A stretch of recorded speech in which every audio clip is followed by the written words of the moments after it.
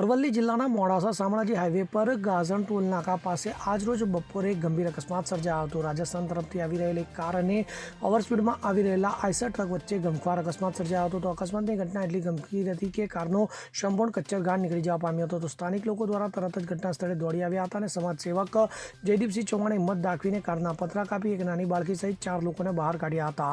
તો આ અકસ્માતમાં કારમાં સવાર તમામ 4 વ્યક્તિઓને નાની મોટી ઈજાઓ પહોંચી હતી। તો ઈજાગ્રસ્તોને તાત્કાલિક સારવાર માટે ખાનગી વાહન મારફતે મોડાસા સાર્વજનિક હોસ્પિટલમાં ખસેડવામાં આવ્યા હતા। તો મોડાસા રૂરલ પોલીસે ઘટના સ્થળે દોડી આવી અકસ્માત અંગે તપાસ હાથ ધરી હતી। તો પોલીસના જણાવ્યા મુજબ વાહન ચાલકોએ નિર્ધારિત ગતિ મર્યાદામાં જ વાહન ચાલવું જોઈએ, જેથી આવા અકસ્માતો ટાળી શકાય।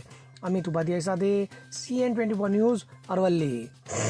હવે જુઓ દેશ દુનિયાની તમામ ખબરો તમારી આંગળીના ટેરવે।